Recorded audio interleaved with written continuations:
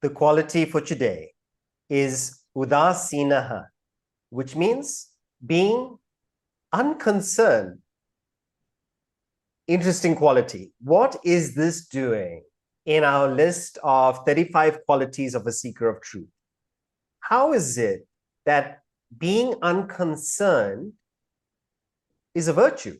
Because being unconcerned means a lack of interest, a lack of care, a lack of worry. So let's give it context. A person who is seeking the ultimate truth, who is seeking higher, is unconcerned about the lower. When you are seeking the highest, self-realization, you are unconcerned about the world. This does not mean that you do not have feeling, you do not have empathy or compassion. That's not it. But it means that your real interest, your primary obligation, motivation, bandwidth that you use for your application emotionally and intellectually is for the higher. And the highest being self-realization. So because this bhakta, this devotee of God, all their attention is on something higher, they're unconcerned about the lower. So the question we have to ask ourselves is, where are we in this graph of lower to higher? So if we see the pyramid diagram, we're all somewhere in this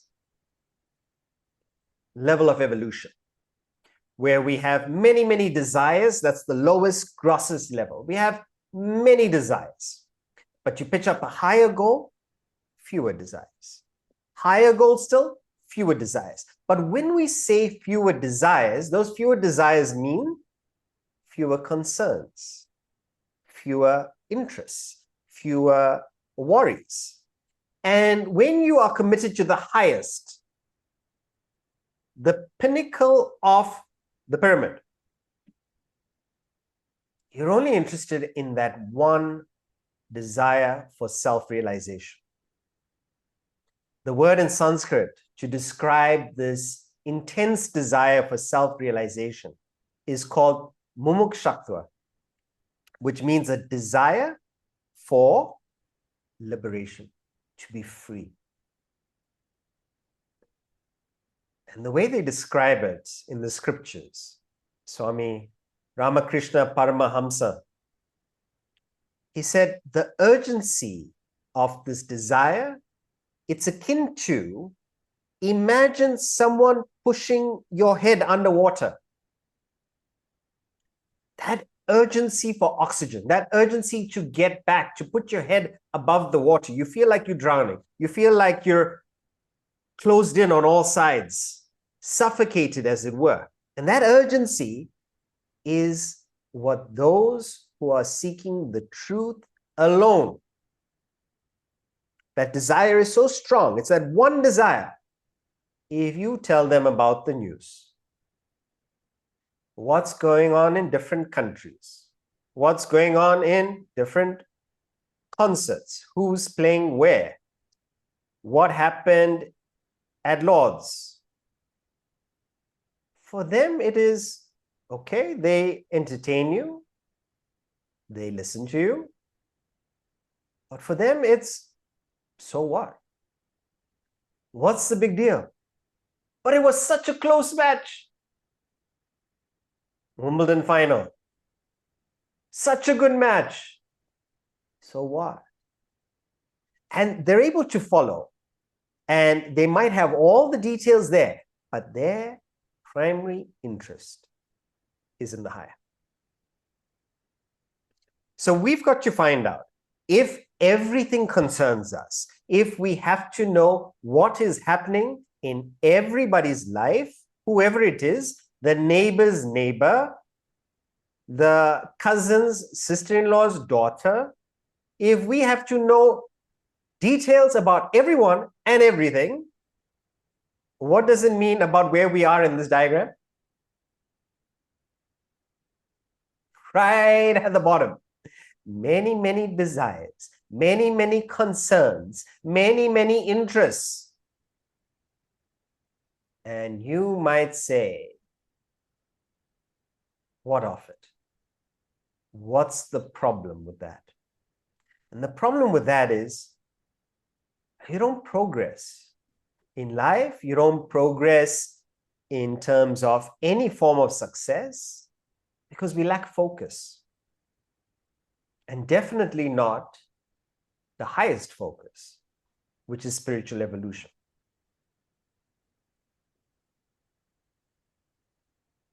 Let's look at it the other way.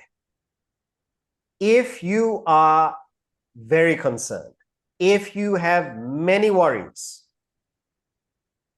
what does it show us? It shows us that our concerns are worldly. We do not have a higher goal, a higher cause. So that anxiety, those worries that irritate us, that keep us awake at night, that follow our day, that take up our bandwidth because we're thinking about them. My goodness, is the royal family going to get together? What does it have to do with you? But it does. And people have such violent opinions. And they know the whole history. They don't know the history of their lifeline, their timeline, but they know the history of this, what this person said, this person said that. Oh, but I also got news from this person. Albert Einstein says, if you want to live a happy life, tie it to a goal, not to people or things. And what is missing if we are concerned about everything? We're missing higher purpose. We're missing a clear goal. And if that goal is clear, if that purpose is higher, these smaller, petty concerns and interests, they dissolve. They fade away. Not that you don't have preferences, not that you don't have perhaps some curiosity, but it just doesn't interest you enough because of the goal, the cause that you've chosen. It is something like this. A young person going through high school, pampered by the parents. And in some of the Indian cities, in the middle to upper homes, they have many staff because staff is readily available and it's economical. And all the comforts, all the pamperings of these teenagers growing up. So whatever food they want, they can tell the cook. They want the room taken care of, their cupboard to be organized, they can tell the housekeeper. And the parents as well. Any small task, they're ready to do for the child. But then, the child, with all their idiosyncrasies, with all their dependencies, not knowing how to iron a shirt. And why I'm telling the story so confidently, because it's based on my own experience. I was like that. I did not know how to iron. I did not know how to clean, how to operate a washing machine. None of this because it was all taken care of. And then they go to study abroad. And suddenly, no preferences about what to eat. Sometimes even the mothers, they cook the food, they dehydrate it, and they send it to the child. But still, you're not going to have that same home-cooked meal, and you're not going to have the same conveniences of home. And yet you find, if you meet these youngsters in university, studying in an overseas place, a much smaller room, perhaps sharing, maybe not having 3 meals a day. Definitely not fresh meals. Sometimes they keep the meal, they'll have it for 1 or 2 days. And yet they don't complain. Why? They'll complain at home. Say, oh, Mom, we just had this last week. How can we have it again? Why is it? What happened to them? What was the change? Because of the goal. What is the goal? Goal is they have to come here to study and they want to get that degree, what they want. Exactly. That goal of education, that goal of higher knowledge, because that is held as primary interest, all the other petty concerns and the petty things that don't really matter fade away. But if you don't have the goal, that comes in the foreground because there's nothing else. But you have the goal, it moves back. So if we want to practice this quality of being unconcerned, the first thing is, are we clear about the goal of self-realization? Do we understand how anything in the world can only entertain you up to a point? It has a shelf life. And beyond that, it will not satisfy you. It will not give you the fulfillment that you're looking for. The only thing that can give you is the uncovering, the unveiling, the realization of your complete fullness of the self within. Until we understand that, and understand that that's the goal of life, we will remain concerned. Worldly interests will keep taking our energies, will keep pulling our bandwidth, our time. Fix the higher goal. And that higher goal doesn't have to be self-realization. So self-realization is the ultimate. So in the context of a seeker of truth, self-realization is the absolute. But even for us, a relative goal, it could be for the company to grow, for all the team members to prosper as the company grows as well, for the community and all the stakeholders to improve. Whatever your goal is, it works the same. Your interest is in the higher purpose, in the goal, smaller interests. What's happening, especially in family drama, not so concerned about. Oh, you know, they got a new car. So, do you know he bought the suit from Italy? So your attitude is, so what? Because of the higher interest.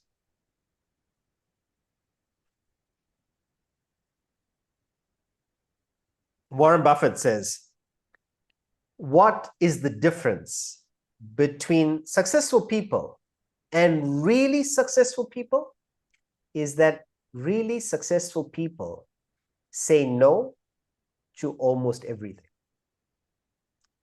And when you say no, you're actually saying yes. How? Yes, Marina.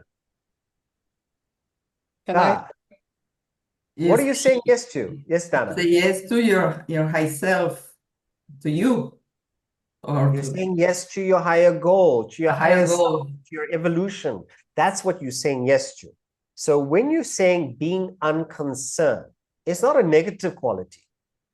It's a positive quality because you're concerned about what matters, the essentials against the non-essentials. That's it.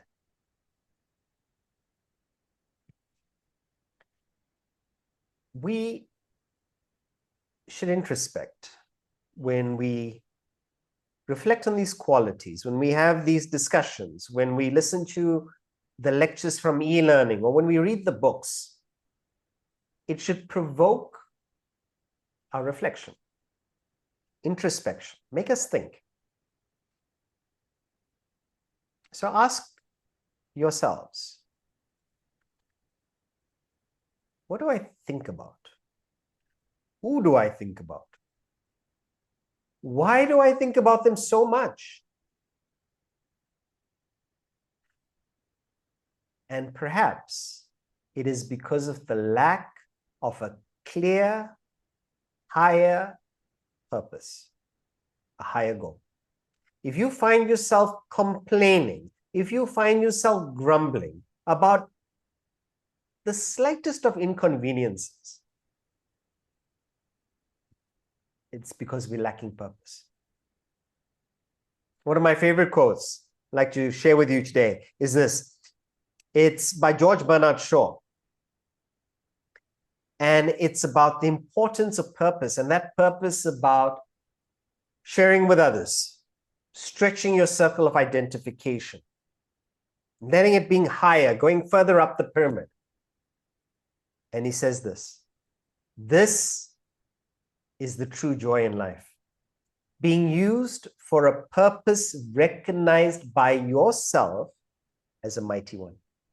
Being a force of nature, and here's the reflection, instead of a feverish, selfish, little clod of ailments and grievances, complaining that the world will not devote itself to making you happy. I am of the opinion that my life belongs to the whole community, and as long as I live, it is my privilege to do for it what I can. I want to be thoroughly used up when I die. For the harder I work, the more I live. I got a cause. I've got no time to complain and grumble. I've got no time for People magazine. Back page of the newspaper, page 3, columns. I got no time for that. Why? I'm not interested in everybody else's life that has no connection to me, because I've got a life project of my own.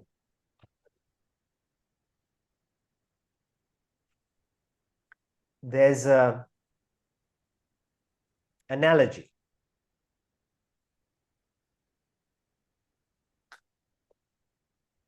And the analogy, I'll give you what it's about first, and then we'll get into the metaphor. Often, people will comment on what you're doing. They might even be commenting on the fact that you study Vedanta. So, Howard, Debbie, you've all been through this. Going to India again? They've joined a cult. And they have comments, and they have something to say, and they've got their own points of view. I've noticed, they've become very quiet. He's not himself anymore. No real scrutiny, no real interest in your life per se, but they are so articulate. They're so open in sharing their limited opinion. Now, how much does that affect you? Those little comments. When I say little comments, it's not well thought out, it's not well-meaning, well-intended. I'm saying those comments, how much does it get you? How much does it play on your mind? How much does it make you rethink your purpose, what you're doing? Sometimes you say, oh, maybe I need to not go so committed in this. Why? Because of these comments? How do we deal with these comments? How do we stop it from concerning us? How do we stop giving it so much value? And this is the analogy. And the analogy is, sometimes crows attack eagles. Such a strange sight. But the crows hang on and attach onto the eagle. And sometimes they're nicking, they're poking the eagles with their beaks. The eagle does not fight back. It does not reply. Does anyone know what the eagle does? It flies higher. It elevates. It flies higher and higher until it reaches an altitude that the crows cannot manage, and the crows drop off. Similarly, with ourselves, the way to remove these concerns, the way to remove these criticisms from affecting us is not by fighting back, is not by trying to correct everyone's opinion of you. No. The way is to elevate your consciousness, to elevate your thinking, to elevate your purpose.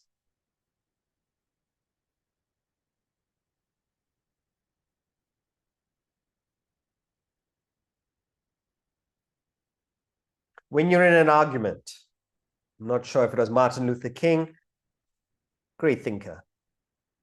It says, when you're in an argument, don't raise your voice. Raise your level of thinking. So we want to convince, we want to impose, elevate.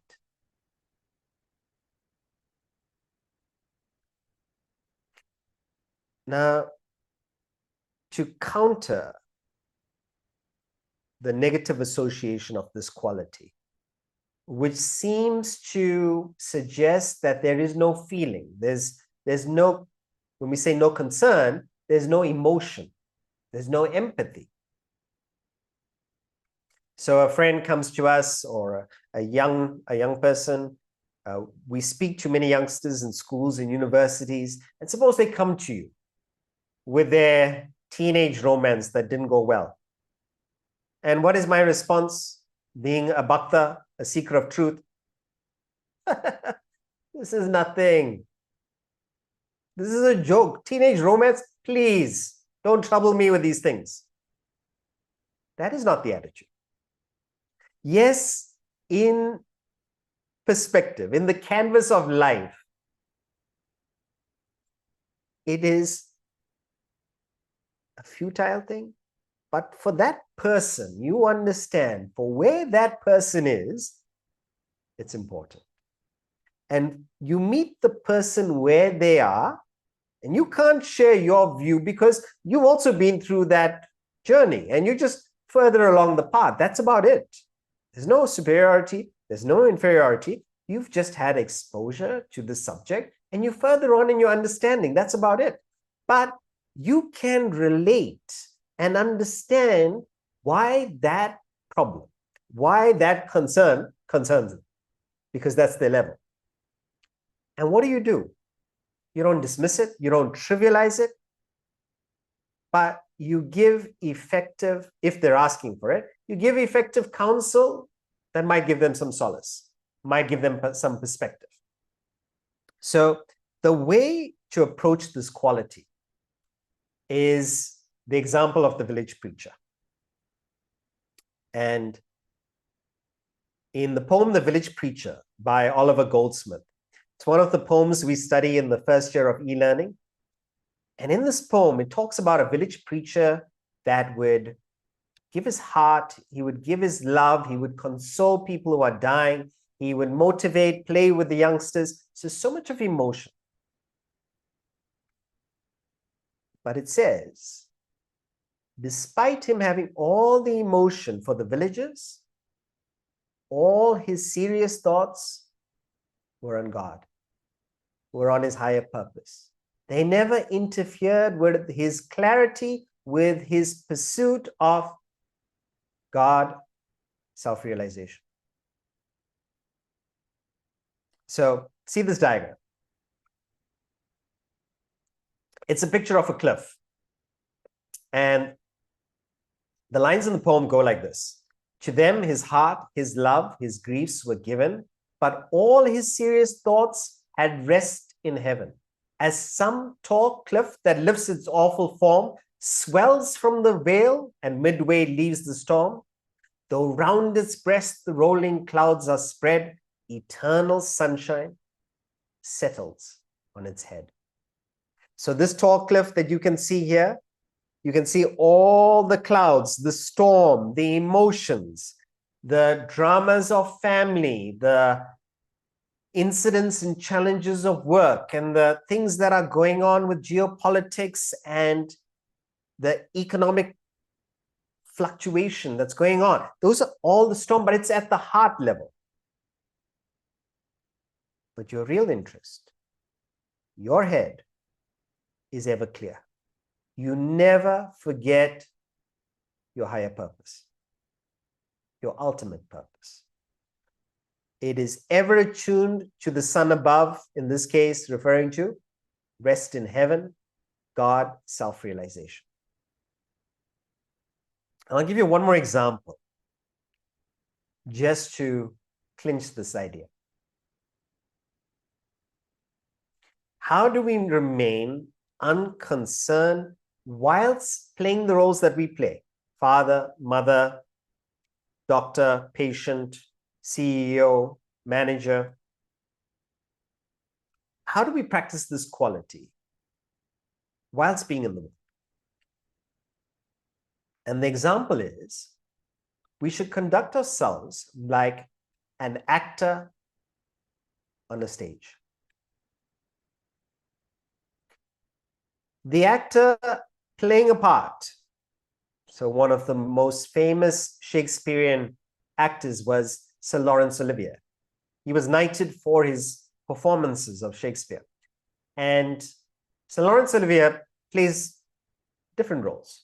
In one role, he is Romeo. In one role, he's a lover in Romeo. He is a prince whose father is killed by his uncle in Hamlet. And in another, he's Othello, a Moor. And he plays these different roles. But when he's playing the role, so it could be Romeo and Juliet. And does anyone know how Romeo and Juliet ends?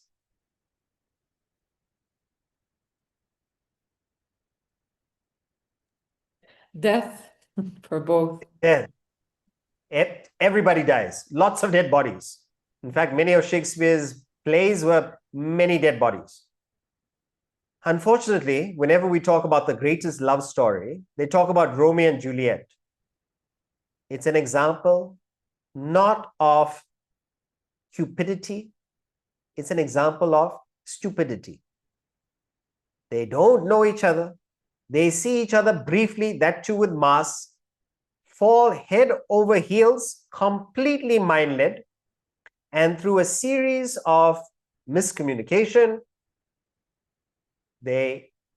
one kills himself, the other kills themselves, and they're not together, they don't spend time together. This is the greatest love story of all time. The actor who is playing Romeo, he sees Juliet there in the tomb.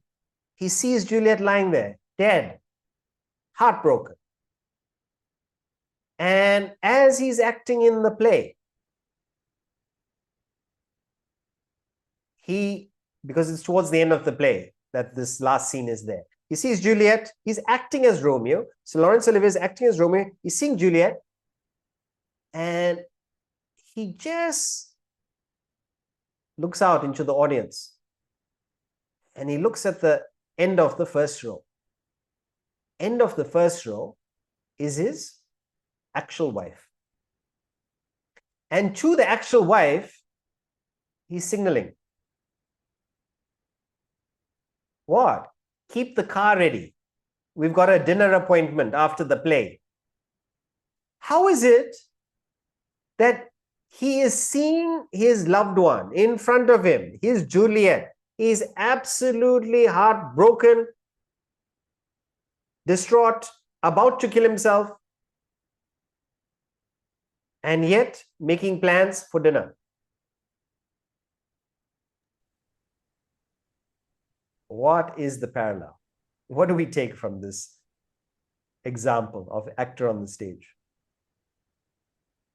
You don't take yourself or your role seriously. Mm-hmm. Detached. Well, hang on, but let's examine that, Dana. So does that mean, for instance, now in the play with Juliet, when you say don't take the role seriously, suppose he starts talking to the wife while he's on stage. He'll be fired. He'll never play the role again. I So mean, what do we mean? intellectually, you don't take it seriously. You live the emotions, but you're aware that it is just purely a role. Yes. So, can I say something? You can Sure. distinguish the real and the unreal, but of course, in this example, even the real is not real. Okay. Distinguish between the real Meaning in and the unreal. the act that your the role that the actor is playing is um unreal, meaning it's not the reality of his life. It's Yes. it's something that he's enacting it with all 100% dedication and sincerity and authenticity, the enactment of the role, but it's not the reality of his life. And the wife and the dinner is what is real, but in Vedanta, even the wife and the dinner are not the ultimate. Okay. We'll stay That's on the what I, actor and the stage example first, and then yeah. maybe we'll equate it. And William Shakespeare, in fact, said that all of us are actors on stage, even as we live our life. I mean, Well, that's yeah, what we want to extend it to. yes. Anyone else? He was detached. He was detached.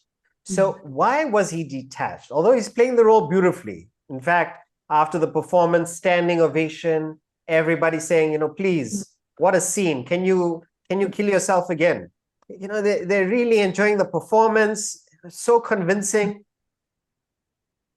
So he was not identifying with that. He still identifies with himself. That's the detachment. The detachment is because he is constantly aware of his real identity being Sir Laurence Olivier.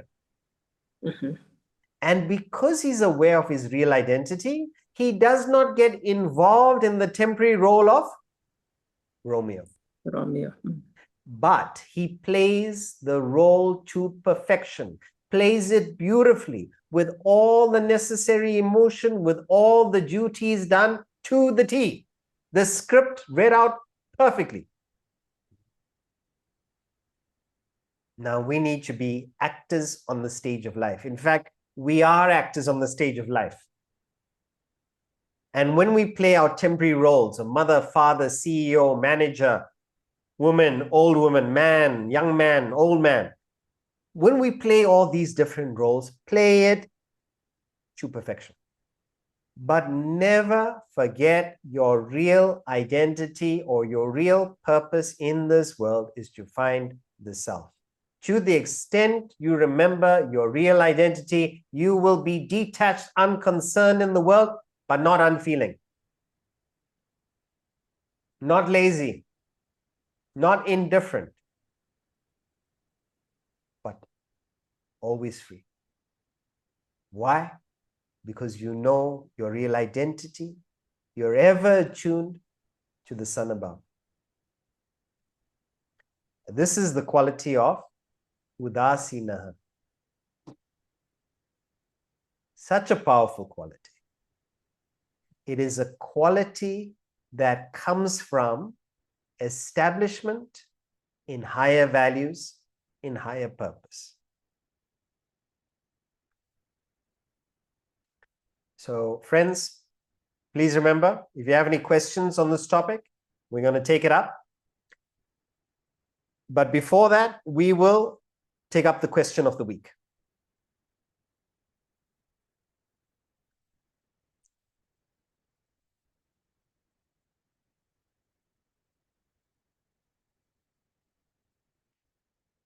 What is an obligatory duty? What is a self-imposed duty? Is there a hierarchy of obligations in one's life? It's a very practical question. So we'll go one by one. What is an obligatory duty? An obligatory duty is when your intellect has set a goal or role, or plural, goals and roles for your life. Any activity that takes you towards fulfilling those roles and goals that your intellect has set is an obligatory duty. Clear? Intellect sets your roles and goals in life. Any activity that takes you to fulfilling those roles and goals is obligatory, is your duty. Anything outside those roles and goals that doesn't take you towards them is not obligatory. You don't need to do it. Everyone clear? Now remember your intellect, and we'll just recap with the diagram. The intellect is that part of your thinking that has the analysis, the discrimination, the reason, and the judgment. It decides, it thinks. The mind is that part which goes on your upbringing, your conditioning, your desires, your preferences, your likes, your dislikes, your emotions, your preconceived notions, your attachments. So whereas the mind is based on pressure, herd instinct, feeling, peer pressure, conditioning, intellect is objective thinking, reasoning. We want to move more to the intellect side than the mind-led side. I would like to add, but the obligatory duties, you do it without expecting any result, isn't it? Yes, but that goes further into the performance of it. Yeah. So how we should approach the duty. Now we're just doing definition. But yes, you're right. The second question is, what is a self-imposed duty? Interesting choice of words, because who sets the obligatory duty? Us, the intellect. Ourselves, the intellect. So we could say that even an obligatory duty is self-imposed. We set it with our intellect. But here it has a different association, because imposed has a negative connotation. It has a connotation of force, of burden, of being a task, being a chore. So when we say self-imposed duty, it refers to a duty that has been set by our mind,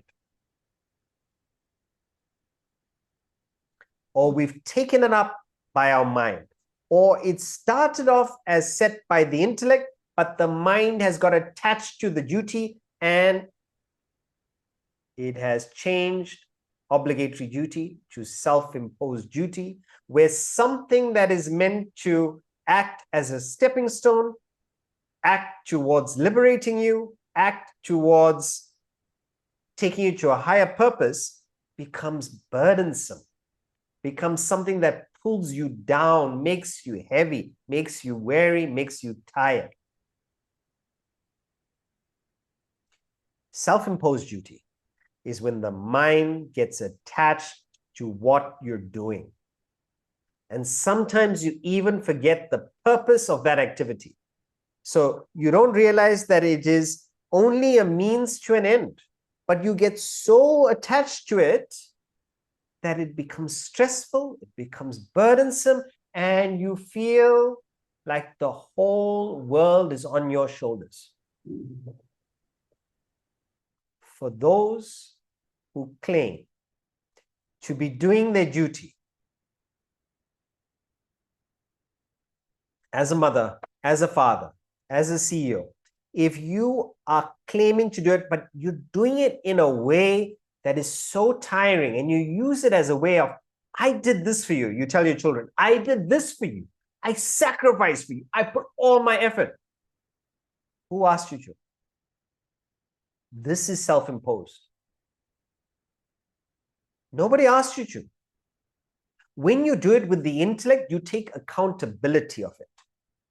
You decided to do it. The world does not need your service.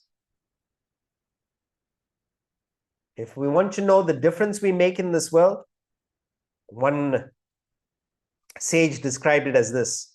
If you want to know what difference you make in this world, take a bucket of water. Make your hand into a fist and plunge your fist into the bucket of water. And take your hand out. The difference that you see in the water is the impact that you make in the world. Nothing. We come, we go, that's it. So, if the world does not need our service, what are we doing? We take up work. We take up roles. We take up goals, but we're choosing to do it. Why?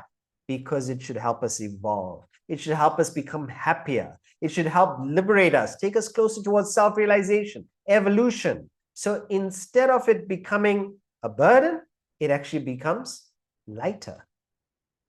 So if you are finding your job stressful and you are calling it karma yoga and you're calling it sacrifice, no. This is not karma yoga. Karma yoga means you're happier. You're lighter. You're smiling. You're enjoying what you do because you understand, like how we went into detail. We spoke about Michelangelo in the previous one. You do everything as an offering to God.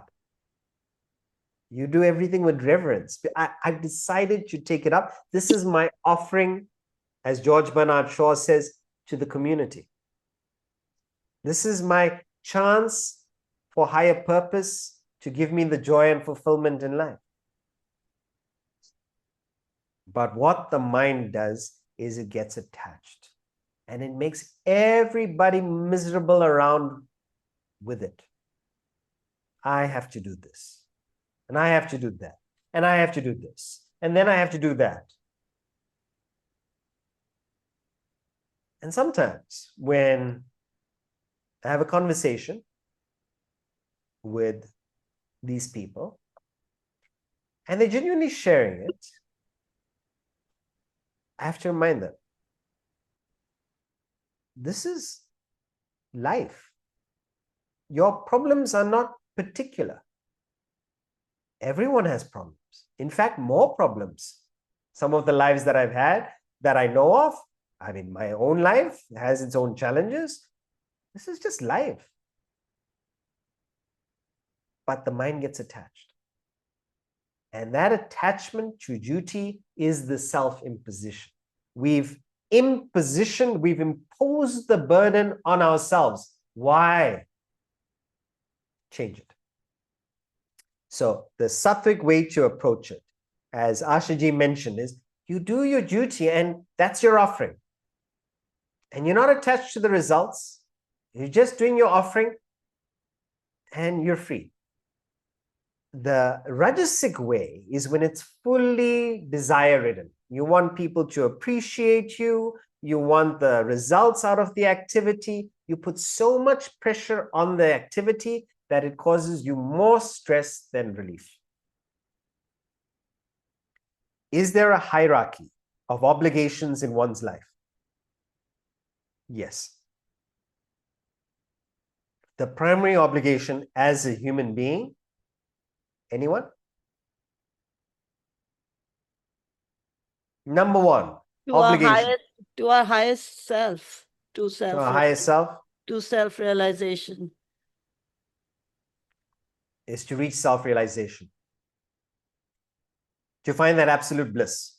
Why? Because human beings are born with vasanas. Vasanas are unmanifest desires. We're born with desires. The reason for existence is to exhaust those desires, reach self-realization. But the trouble is, we come into this lifetime unaware of our purpose in life, and we end up accumulating more desires, accumulating more burden, grief, sorrow. Your purpose is absolute liberation. Your purpose means my purpose, everyone's purpose. Every human being is looking for this consciously, subconsciously, and in sleep unconsciously. We're all looking for it. We just don't know it. We're looking for it in different forms, and we'll never rest content until we get that absolute fulfillment. We just don't know that the destination is self-realization. So we'll all get there. Everyone's on the journey. It's just a question of realization, enlightenment. So any obligation that takes you closer towards the self, that will be the hierarchy. So if it takes you not so close, it's further down. If it takes you closer, further up. And a good way to understand these obligations is, if it is selfish, means it's moving you towards the ego, this is a lower obligation. If it is unselfish, it is moving you away from the ego towards the real self within. It's a higher obligation. So if you look at this circles diagram, the smallest circle is when you only cater to your body, mind, intellect, your ego. Now, we're not saying neglect yourself. We're not saying don't take care of yourself. It's saying spread your circle of identification. Let the boundary of your affection be not a wall. Let it be permeable and stretch it. So you stretch it to your family. So the ego is diluted. I don't stop at the family. What's the difference between your family and your brother's family? Stretch it further. Community. Within your community, your country. If you can, it's working in your country. Why not? If you have the capacity, humanity, feeling-wise, all beings,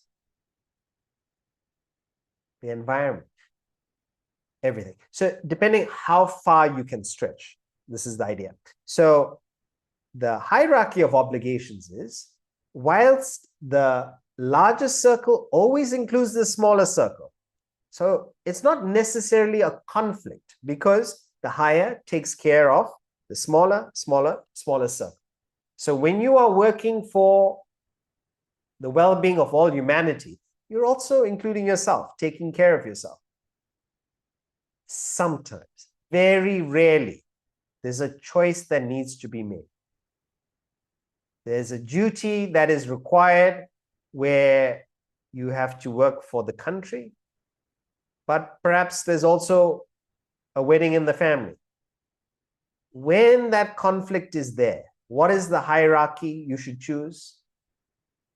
You sacrifice the lower for the higher. Why? Because the higher is more unselfish, taking you closer to self-realization.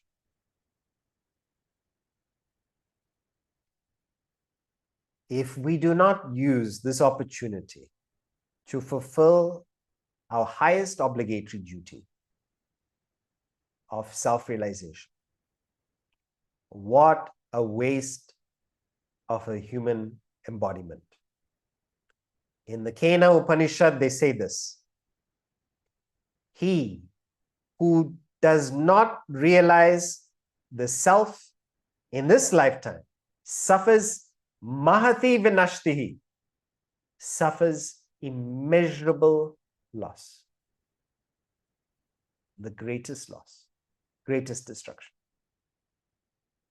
He who does not realize the self here in this lifetime suffers immeasurable loss. So can you imagine, all of us here,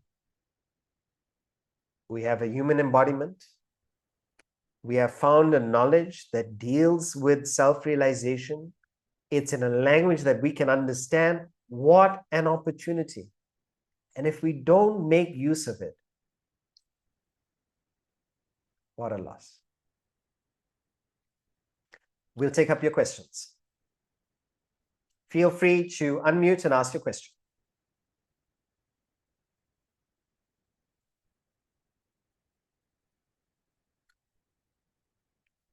Paresh, organizing an Indian wedding as a parent is an example of obligatory versus self-imposed duty. Okay, so why have we specified Indian wedding, Paresh?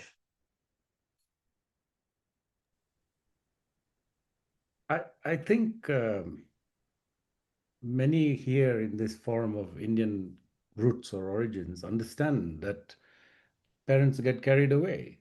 Their obligatory duty is to see to their child's nice, peaceful, successful wedding. But then they self-impose all the,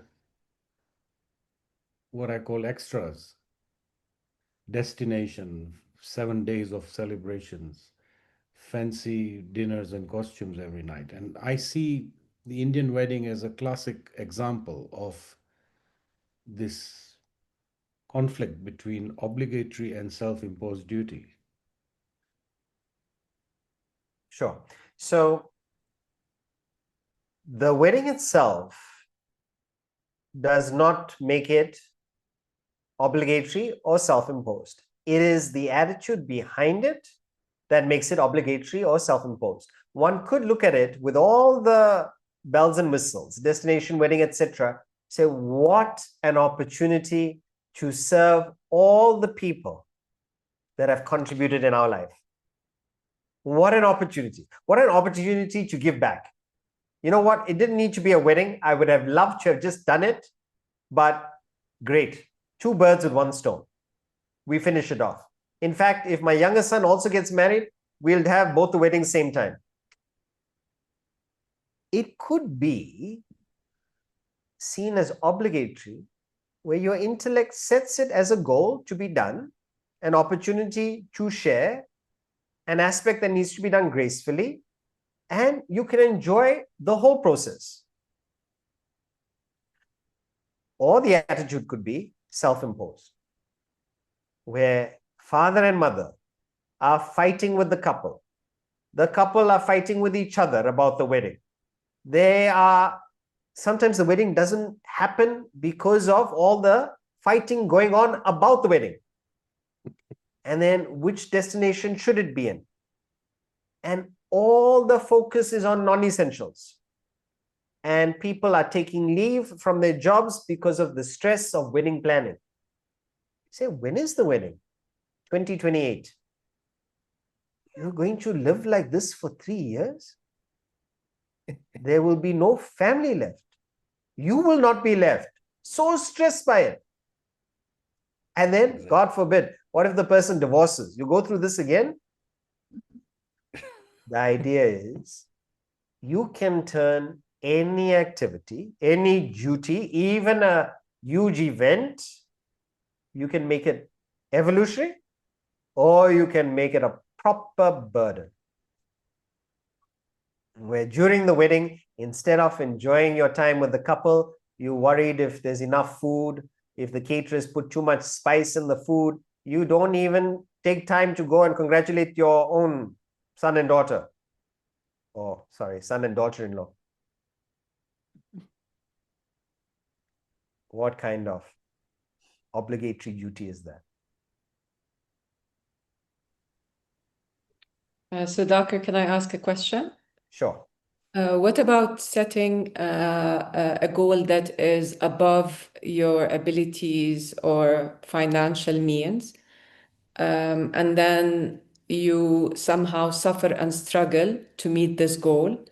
This is basically the intellect or the ego? It's a combination of mind and the ego.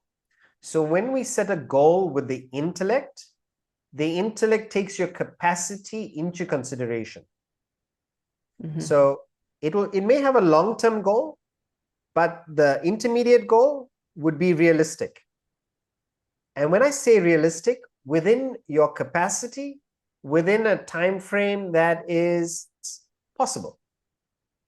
So it takes your capacity into account, gives a little bit room for a comfortable stretch, keeps spaces and buffers for exigencies and emergencies, like an illness or something that you may not have foreseen, COVID, keeps a little bit of room for that. And this is how an intellect plans and sets a goal. Mind sets a goal. What are others doing? I've got to do this. I had a dream one night, therefore I should do this. Mind is all over the place. Ego, full comparison with others. So you're not really taking yourself into consideration, your capacity, and what you'd like to do alongside that goal. It may not be the only goal. You may have certain other aspects that also need to be taken into consideration. So when we say that we set a goal with the intellect takes all these factors into consideration. Thank you. Yana, can setting the higher goal be something else than just self-realization? Yes, Yana. So when we say higher, it means something that is larger than yourself. Unselfish. That's it. So it doesn't have to be self-realization. It could even be for your listeners.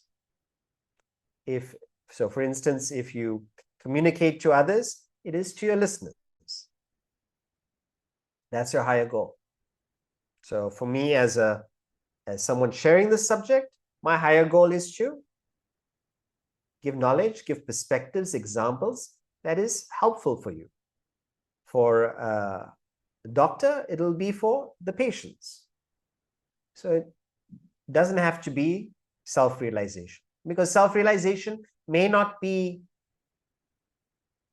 tangible, it may not be inspiring yet for us, because we don't really know what self-realization is. We have this vague idea that Sudhakar keeps talking about, but we're not fully convinced yet, which is fine.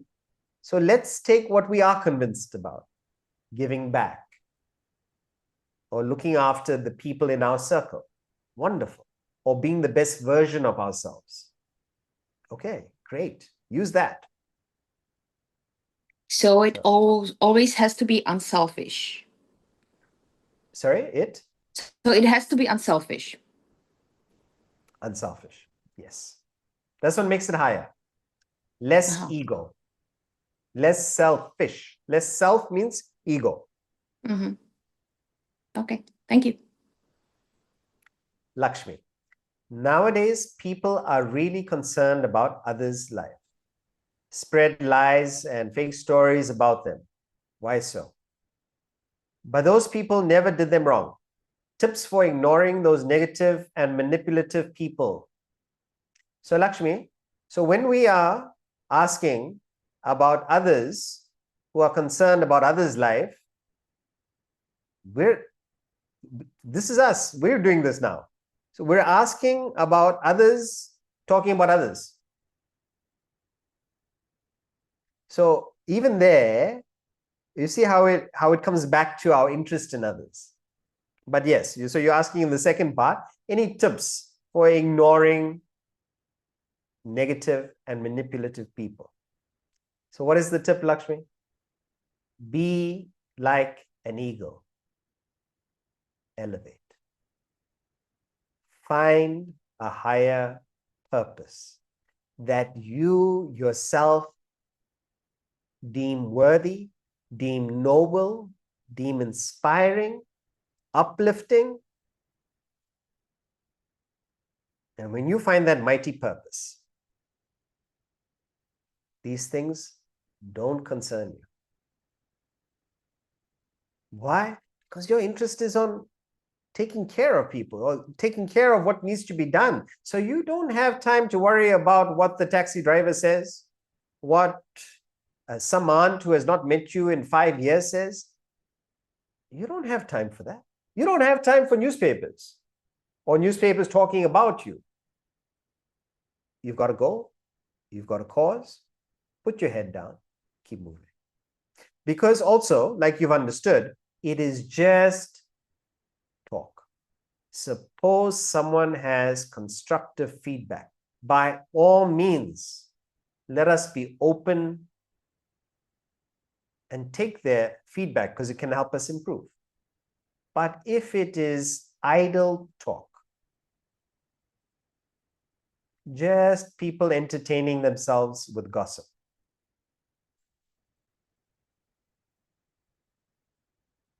Don't give it value.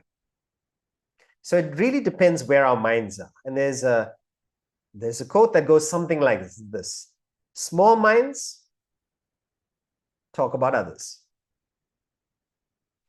Average minds talk about events.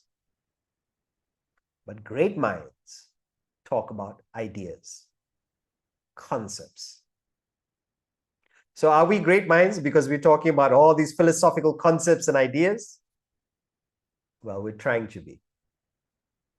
So let's choose and stay more in touch with ideas, with philosophical knowledge. And when we choose that, then we're nurturing a great mind. We're nurturing greatness. So we'll end there, everyone. Please note, next week will be our last session. We take up the topic being untroubled. And then we break for August. So August, we have a series of travel. Our travels start, Avanya and myself, and our events are on Sundays. So unfortunately, if we could, in September, we'll be able to manage. We'll be in US and Brazil. So during those timings, we can actually take the sessions in the mornings. But in August, since we have the events on Sundays and it's the same time as our classes, we're not going to have the class for August. So it's an opportunity for you to reflect. We'll post some materials so you can keep your Sunday learning going. But ideally, with the books or with e-learning, try and make your study daily, regularly. So we want to inculcate the habit of reflecting on these ideas of life. Okay? So until next week, Hari Om, everyone. Hari Have a Om. good week. Hari Om. Thank you. Hari Om.